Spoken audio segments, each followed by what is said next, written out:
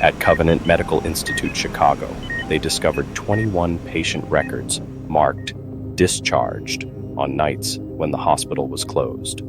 From the depths of my collection, the Nightmare Maestro brings you a tale that will make you question every late-night hospital visit, where the line between patient and permanent resident blurs in the fluorescent glow. Emma Thorne clutched her throbbing wrist as she shuffled through the double doors of Covenant Medical Institute's emergency room. The clock above the intake desk read 11:47 p.m. A Tuesday night in February, with winter's icy fingers still gripping Chicago's streets. The waiting room held the usual late-night crowd, a man cradling his stomach, an elderly woman wheezing softly, a teenager with a makeshift bandage around his forearm. The triage nurse barely looked up from her computer as she handed Emma the intake forms. Just a sprained wrist from a fall on her building's icy steps, Emma explained, but the swelling worried her.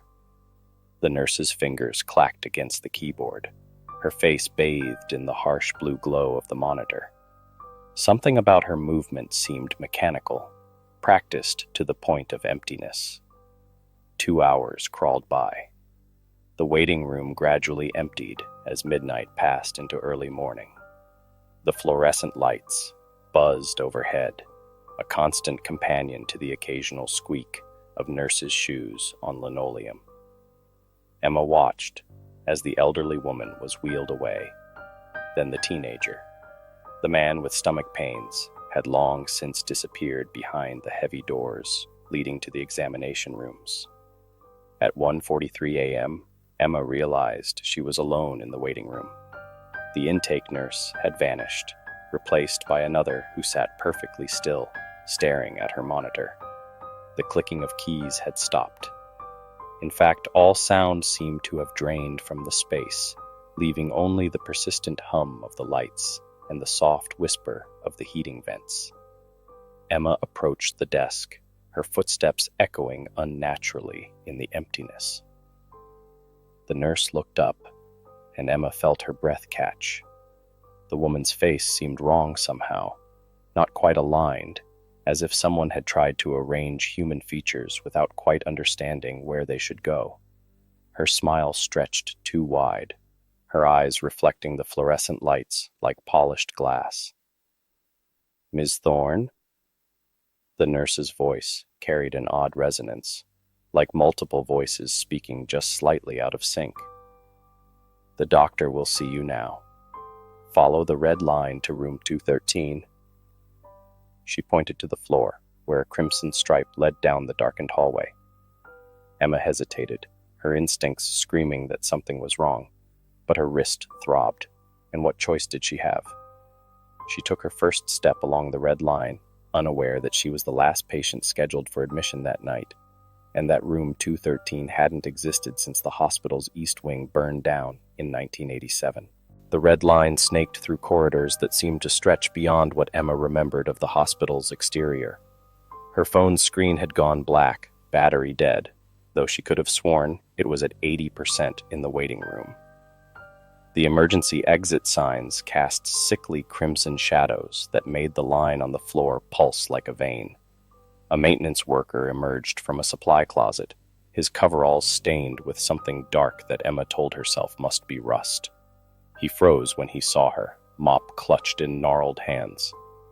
"Miss," his voice rasped, "you shouldn't be here, not at this hour." Before Emma could respond, he shuffled backward into the closet, pulling the door shut with a click that echoed through the empty hallway. The temperature dropped with each step, until Emma could see her breath misting in front of her. She passed rooms with drawn curtains, catching glimpses of shadowy figures through the gaps, always perfectly still, always facing away. The room numbers made no sense. 119, 147, 192, 208.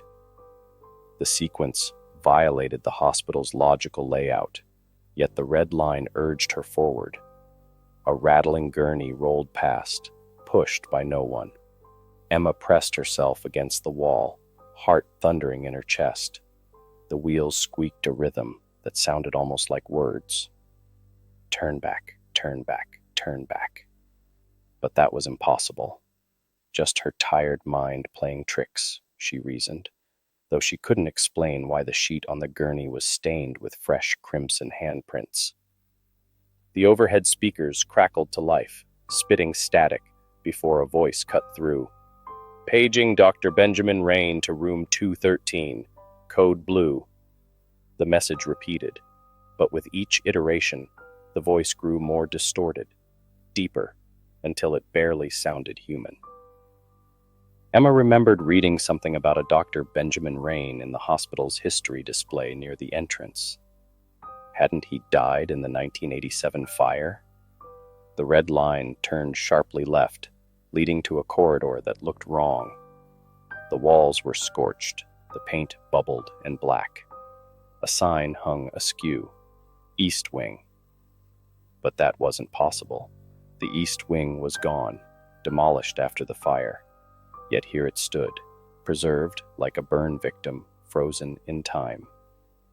Room 213 waited at the end of the hall, its door slightly ajar. Unlike the other rooms, warm yellow light spilled from within, promising comfort and medical attention. The red line terminated at the threshold.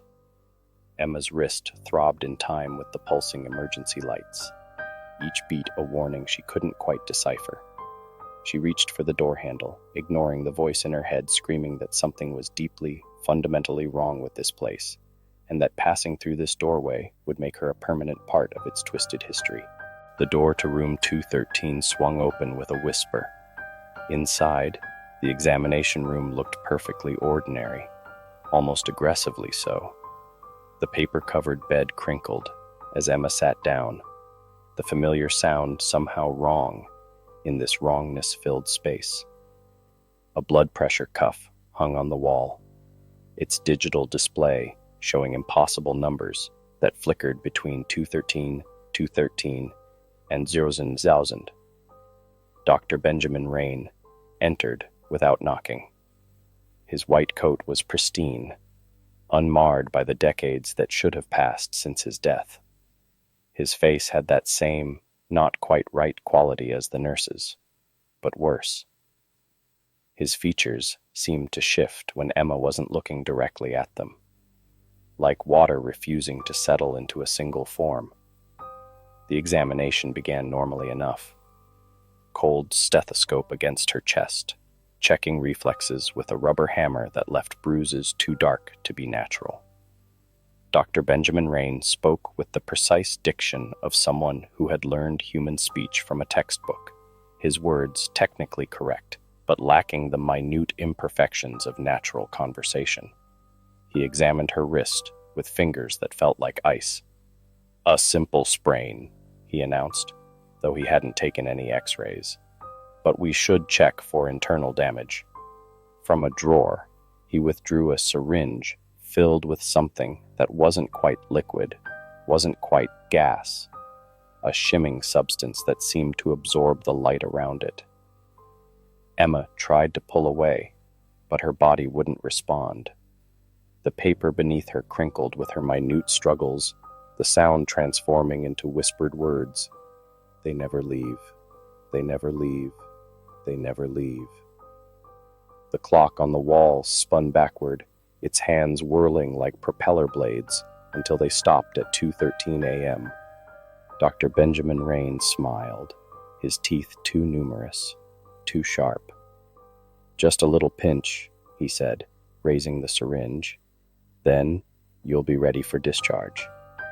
Behind him, Emma caught her reflection in the window, except it wasn't a reflection. Her mirror image was screaming silently, pounding against the glass, trying to warn her about something she already knew but couldn't quite grasp. The syringe descended toward her arm. In that moment, Emma noticed the patient charts on the desk.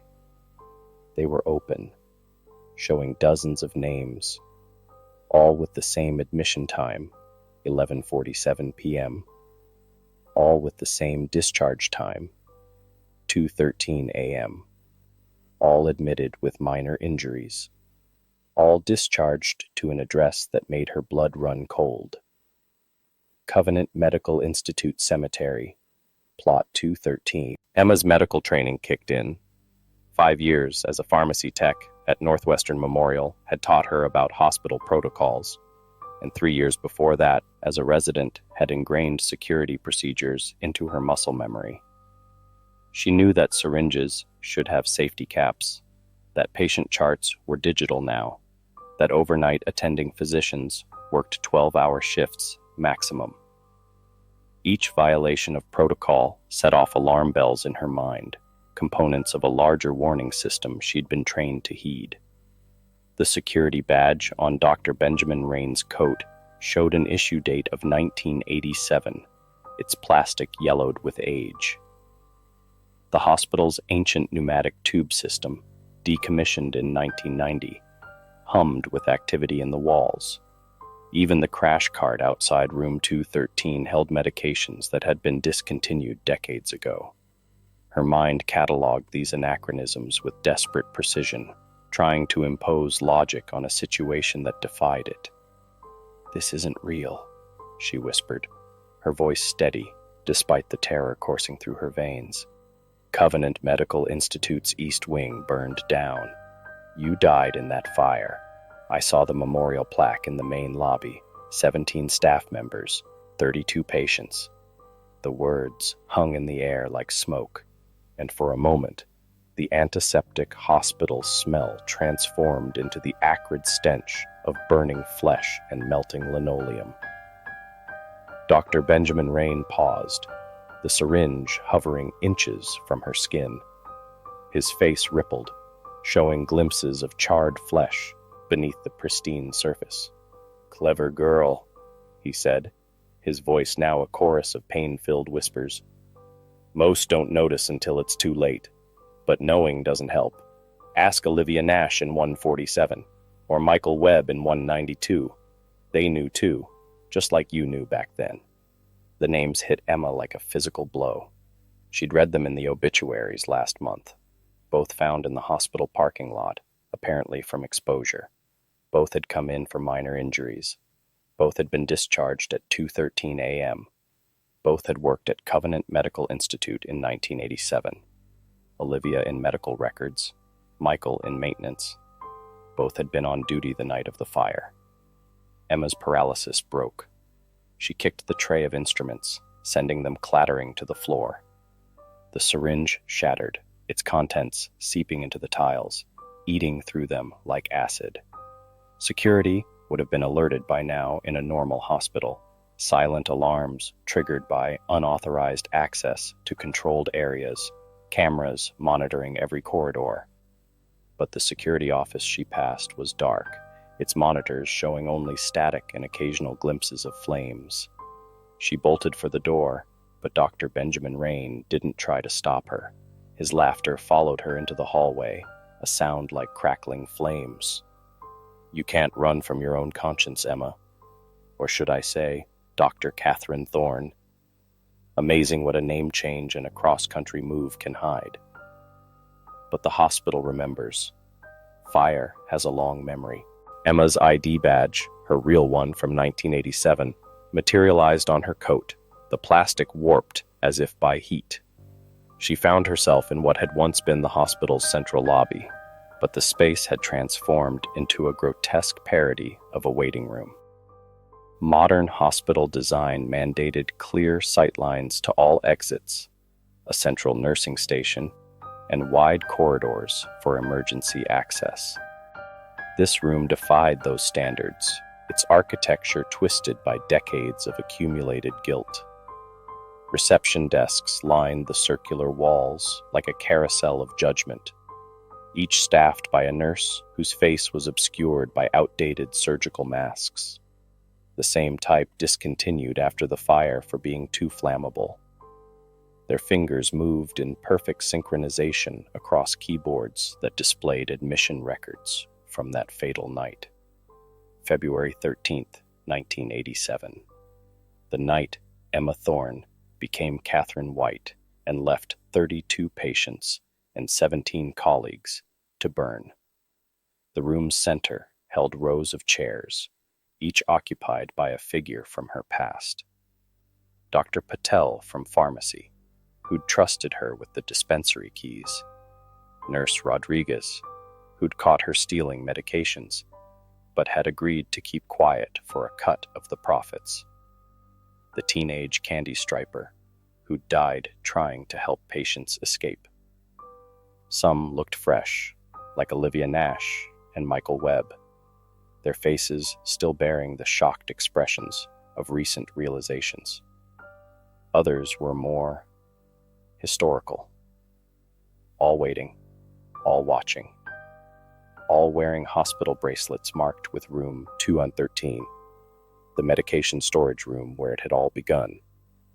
The clock on the wall showed 2:10 a.m., 3 minutes until the exact moment the fire had started. A familiar voice crackled over the speakers, her own, from the ancient security tapes. "Dr. Benjamin Rain, hurry up, we need to finish before the shift change." Then Benjamin Rain's response. "Careful with that Bunsen burner, Emma. These medications are volatile." The nurses stood in unison, moving with the jerky precision of burn victims, whose muscles had contracted in the heat. They began distributing forms printed on paper that looked suspiciously like human skin, each one a detailed account of that night's events. Emma watched in horror as her former colleagues signed with pens that drew blood instead of ink, their signatures burning into the forms like brands. She tried the emergency exits, but each door opened onto scenes from that night. Patients trapped in their rooms, smoke-filling corridors, sprinklers failing because of the budget cuts she'd helped cover up to protect their medication scheme. The windows showed only darkness, not night sky, but the absolute absence of light that comes with complete moral corruption. Dr. Benjamin Rain appeared beside her, his pristine lab coat now bearing the distinctive scorch patterns she remembered from identifying his body. "You're making this harder than necessary," he said, his voice carrying the echoes of every code blue that had sounded during those terrible hours. "We have a quota to meet. The hospital must be fed. It's been hungry since the fire, you see. All those lost souls, all that interrupted pain. It developed a taste for guilt like yours." He gestured to the rows of waiting patients. They all tried to run. Olivia made it to California before her guilt brought her back. Michael changed his name twice, but karma has a way of maintaining accurate medical records. In the end, they all check in permanently. Room 213 always has space for one more accomplice. The temperature plummeted to match the recorded conditions from that February night. Emma's breath came out in clouds that formed numbers: 2, 1, 3. The nurses moved toward her in perfect formation, their surgical masks slipping to reveal mouths filled with the implements of their final moments: scalpels for teeth, IV needles for tongues, burning surgical gauze for throats. 2:12 a.m., 1 minute until her past caught fire. Emma's pharmacy training, both as the guilty resident she'd been and the technician she'd become, provided one last desperate option. Modern hospitals required two separate waste disposal systems: biohazard and pharmaceutical. The pharmaceutical waste route had to be secure, regulated, and separate from other systems to prevent environmental contamination. It would have a direct exit route, mandated by EPA protocols. She bolted past the nurses, their metallic teeth snapping at the air where she'd stood. The maintenance worker's warning echoed in her mind. Not at this hour. Now she understood. 2:13 a.m. was when the hospital's suppressed memories surfaced, when the building itself remembered how its safety systems had failed because of her greed. The service elevator bore the original 1987 inspection certificate, signed by Michael Webb himself. The button panel displayed impossible floor numbers that corresponded to patient room numbers from that night. 213, 147, 192. At the bottom, dispensary. She jabbed the button repeatedly, knowing it was her only chance. The elevator groaned to life, descending into the hospital's guilty conscience. The doors opened onto the old pharmacy storage system, rows of wooden shelves still stuffed with the controlled substances she and Dr. Benjamin Rain had planned to steal. The air was thick with the chemical smell of burned medications, the walls stained with the distinctive patterns of pharmaceutical fires. The morgue waited at the end of a long corridor lined with filing cabinets containing adverse incident reports from that night, each one carefully falsified to hide their theft. Each drawer was labeled with a discharge time, 2:13 a.m. As Emma ran past, she could hear faint tapping from inside and whispered accusations in the voices of the hospital board members who died trying to evacuate the building. Your fault, your greed, your lies. The pharmaceutical waste room should have connected to the modern disposal system. Instead, she found the original dispensary incinerator, the one that had exploded when the fire reached their stockpile of stolen drugs. It burned with unnatural blue flames that matched the color of the Bunsen burner she'd knocked over. Arranged before it were neat rows of gurneys, each holding a body bag labeled with inventory numbers from their theft scheme. They were all moving slightly, rippling with the trapped energy of souls who'd died because of her actions. Dr. Benjamin Rain's voice echoed through the hospital's ancient intercom. Your malpractice insurance doesn't cover this kind of negligence, Dr. Thorne. Some debts require more personal payment plans. The hospital groaned around her, pipes bursting with lithium compounds and phenobarbital solutions, walls pulsing like overdosed tissue. This deep, the building had abandoned its sterile disguise, revealing the corrupt system she'd helped create. Emma spotted a genuine emergency exit, its sign still bearing the original inspection tag she'd forged to save money. But as she reached for it, the floor beneath her feet became a churning mass of contaminated sharps containers and drug disposal bins. Medical waste tubes burst from the walls like judgment-seeking tentacles, dripping with the same medications she'd tried to steal. The maintenance worker appeared at the far end of the corridor, his mop now a fluorescent light tube that burned with the same intensity as that first deadly spark. His name tag identified him as the fire marshal who died trying to reach the dispensary's emergency shutdown. The morgue is full, he announced, his voice carrying the weight of every safety protocol she'd violated. But the incinerator always has room for one more ethics violation. Time for your discharge papers, Dr. Thorne. The DEA requires proper documentation of controlled substance disposal. The emergency exit was only feet away, but the floor had become a writhing mass of pharmacy shelving, each compartment filled with a victim of her crimes. Their hands reached through child-proof caps and tamper-evident seals, grabbing at her ankles with the desperate strength of the unjustly departed. The clock on the wall clicked to 2:13 a.m., the exact moment the fire had reached the dispensary 37 years ago. The hands pulled Emma down into the writhing mass of pharmaceutical debris, the smell of sterile compounds giving way to the distinctive odor of burning medications, sweet yet chemical, exactly as she remembered it. But instead of darkness, she fell into the harsh glare of old-style fluorescent bars. She was back in room 213, the original dispensary, as it existed at 2:13 a.m. on February 13th, 1987. The room was exactly as she'd left it. Controlled substance logs falsified, inventory sheets doctored, and the Bunsen burner still heating glassware for their repackaging scheme. Dr. Benjamin Rain stood before her, his flesh unscarred, wearing the expression of panic she'd last seen before fleeing. Behind him, Flames crawled up the walls where spilled pharmaceuticals had created the perfect accelerant. Through the reinforced windows, she saw the first responders arriving, their lights painting the medication vials red and blue. "Your conscious mind buried it," Dr. Benjamin Rain said, his voice carrying the professional detachment they'd used when discussing their scheme, "but your guilt kept perfect records." He held up her original personnel file, each page annotated with the names of their victims.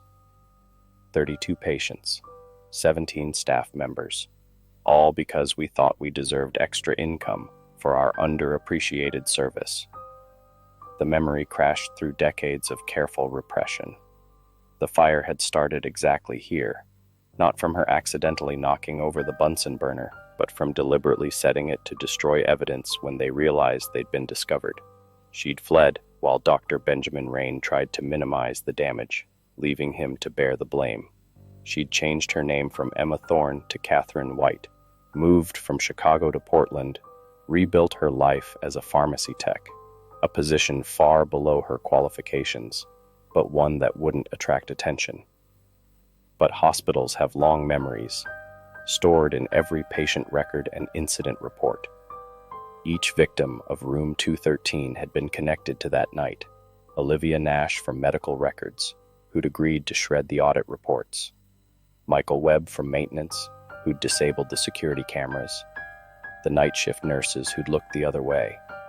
The administrators who'd ignored safety violations to protect the hospital's reputation. The hospital had been collecting its due, one compromised soul at a time. Emma's wrist wasn't sprained. It was burned from breaking into the dispensary cabinet, the flesh blackened just as it had been that night. Dr. Benjamin Rain's face began to char, his features crackling as the past became present.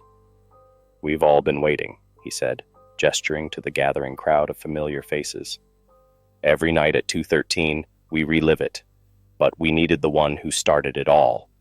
The fire won't let us rest until everyone pays their debt to the hospital's ethics board." The victims surrounded her, each bearing the wounds of their final moments. Olivia Nash clutching audit papers that burned endlessly. Michael Webb tangled in melted security cables.